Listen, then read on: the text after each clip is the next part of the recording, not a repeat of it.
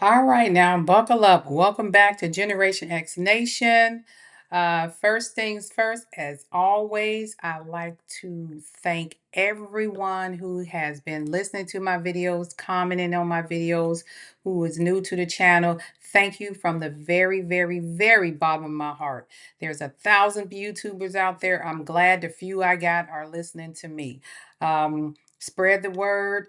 If you listening to the video right now, go ahead and put a comment down there. Just put a comment. I promise you, I will respond back to you.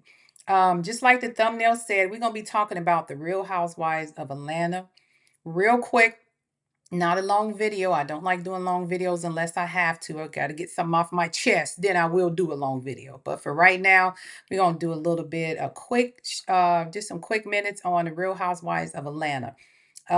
Before we do that, some housekeeping real quick. First and foremost, my channel is, in my opinion, alleged and for entertainment purposes only.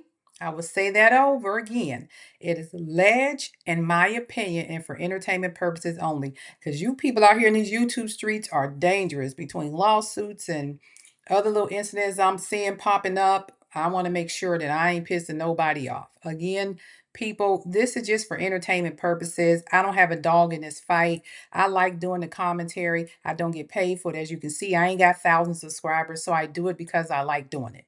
All right. I do watch reality TV a lot. Real Housewives was one of my favorite shows back in the day. It has slowly dwindled down, and I'm kind of at the point where I'm not getting a lot of substance for it from it.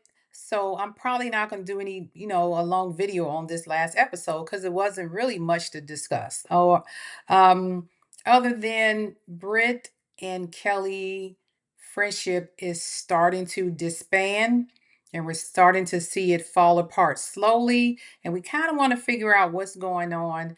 I kind of have I don't know, opinion of why I think it's happening, but I'll discuss that as we go along. First, the episode does start out with Drew and Angela. Angela, as usual, asking the questions, stirring the pot a little bit with Drew about what happened that night when Britt was showing her love and affection for Shamia at a time when Shamia wasn't feeling very good.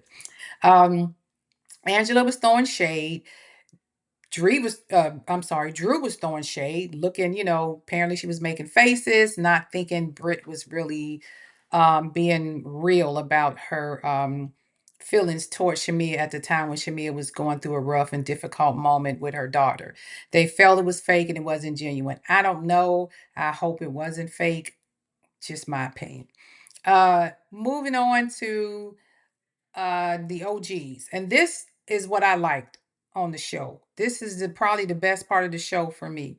When I seen Phaedra, Feifei, Portia, and Cynthia in that room together, those three OGs having that conversation, it brought me back to Real Housewives of Atlanta, how it used to be.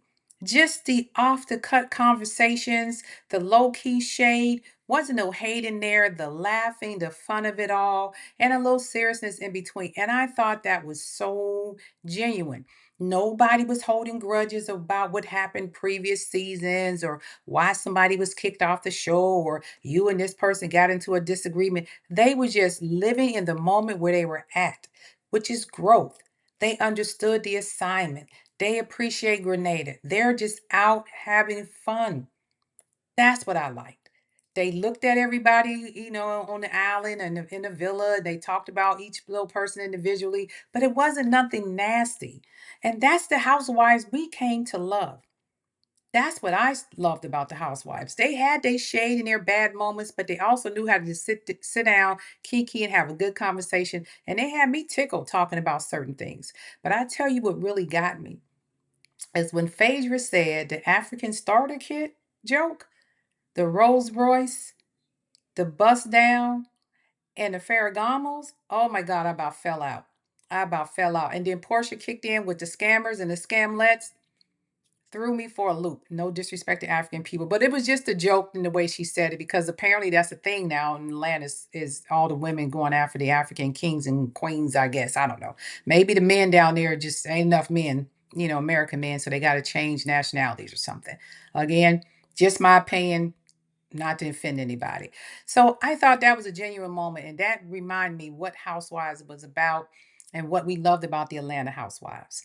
That's how they carried the show. Did they argue and fight in between? Yes, but they knew how to come together and give you good TV time.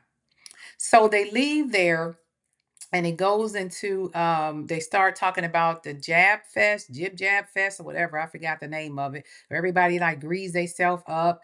They all go over to the pool, eat their little food, getting ready to, go out to the party, having their little drinks and stuff, their little pre-party event. And Shamia and of course Kelly, who are the hosts, came out in matching, African attire, like swimwear. And everybody looking like, oh my God, Brit gonna have feel a way about that. I thought Kelly was her friend. So once again, Kelly and Brit are the topic of conversations about the friendship. The OGs talked about the way Kelly was treating Brit at the table, how she did not defend Brit when Shamia was coming at her about not contributing to the charity, as far as how much she gave to the contributions. You can't roll up to my house in a Birkin bag and a Rolls Royce and give $250, and Kelly was just sitting there listening. And then Kelly did speak up, and I felt Brittany felt alone at that moment. So as time went on, the guys went on to the pool thing. They talked about going to the actual festival. They had everything set up to go. Um, Britt and Kelly, did have a conversation. And, Kelly kind of alluded in the confessionals that Britt was trying to use her team. I guess the hair team, the makeup team, the stylist team, whatever.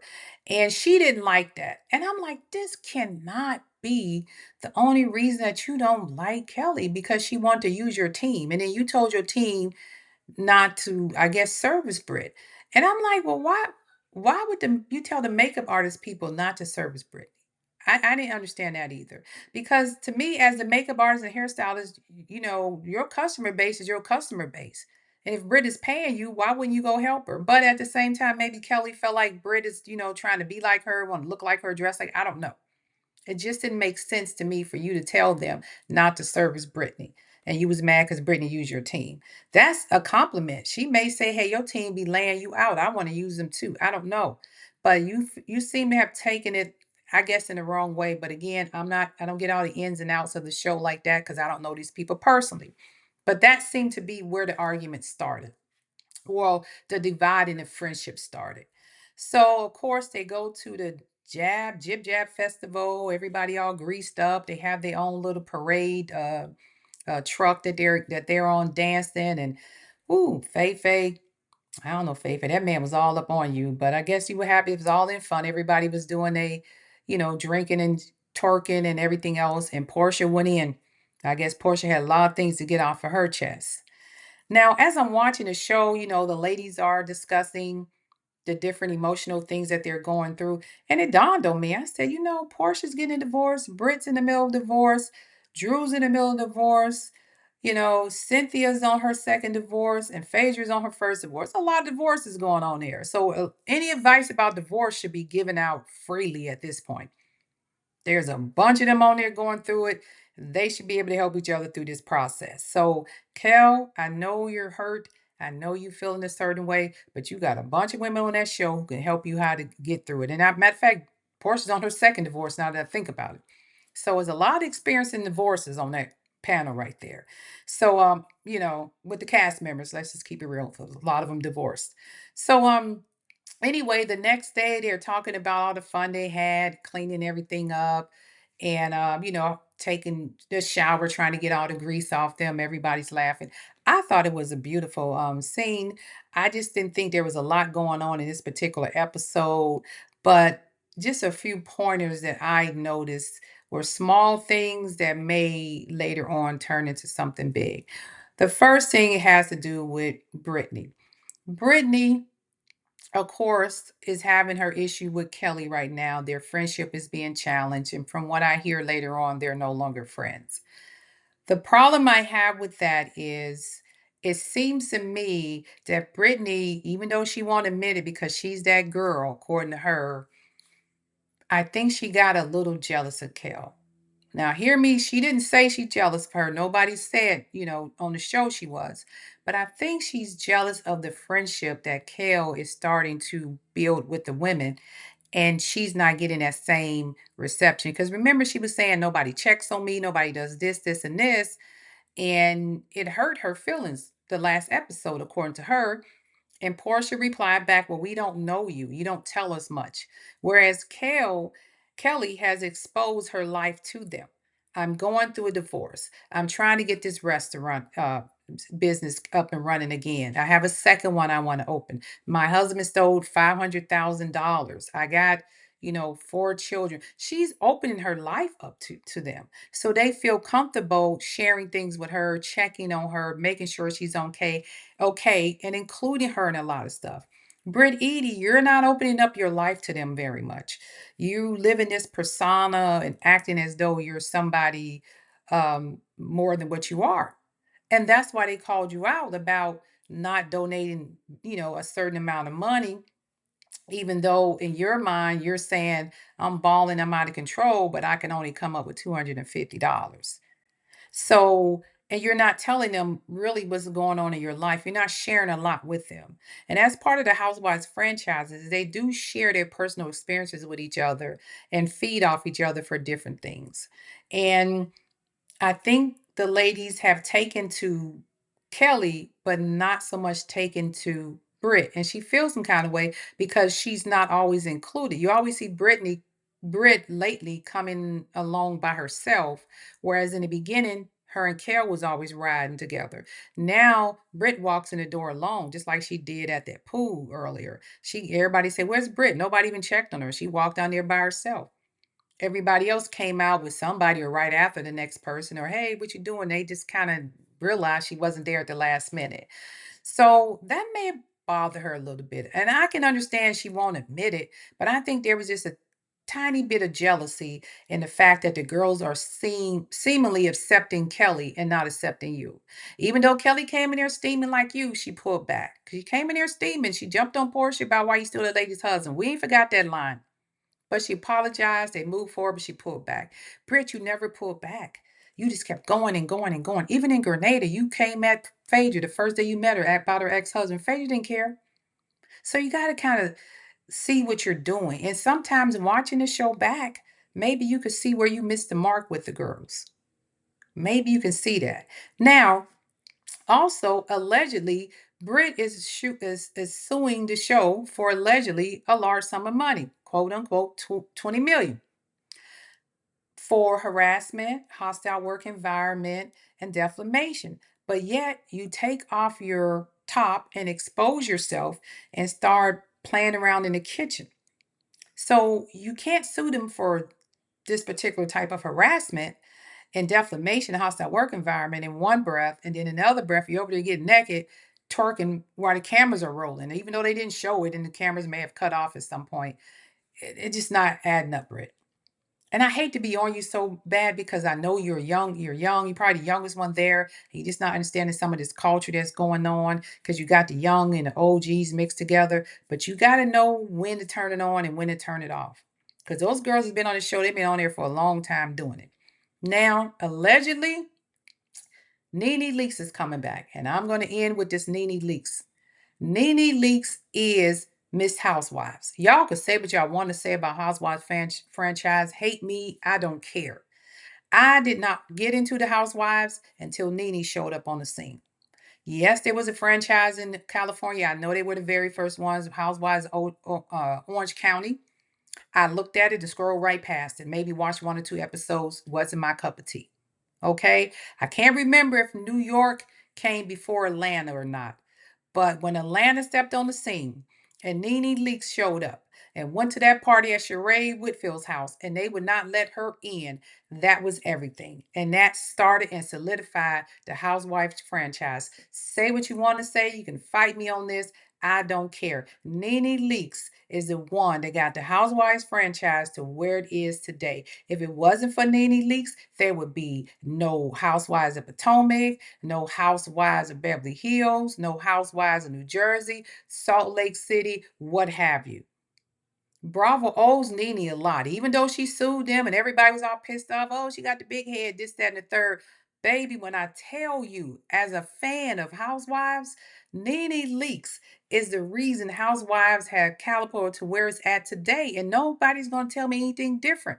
Nobody was checking that hard for any Real Housewives franchise until Nene Leakes stepped on the scene. Nene Leakes. And then after Nene, you had your Candy Burrs, you had your Kenya Moores, you had your Phaedra, you had your Portias, you had Cynthia.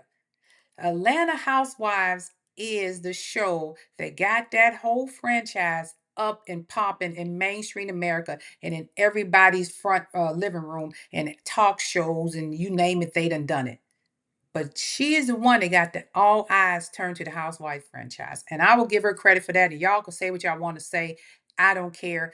Fight me on that one. If it wasn't for Nene Leakes, them other Housewife franchise wouldn't be where they are today. From Orange County to Beverly Hills, she is the one that made the Housewives every day, every household in America, that name is known, the Housewives. That's the lady right there who got it started. That's why she still gets the respect. Yeah, she may have gotten a little arrogant along the way. People say big headed along the way, whatever. But if it wasn't for Nene, I'm just sorry. The Housewives franchise probably wouldn't be where it's at today. That's just my take on it. So, Brit Edie, listen to the advice Phaedra gave you. Listen to the OGs. Tone it down some. I know you off the show now, but go back and look at what you did because you blew an opportunity. According to the blogs, not Phaedra, Portia was making 1.2 mil a year. That could have been you. And with that being said, this is Generation X Nation. As I said many a times, my commentary is based on week to week. What you give me on the screen is what I report back. And again, it's all alleged, in my opinion, and for entertainment purposes only.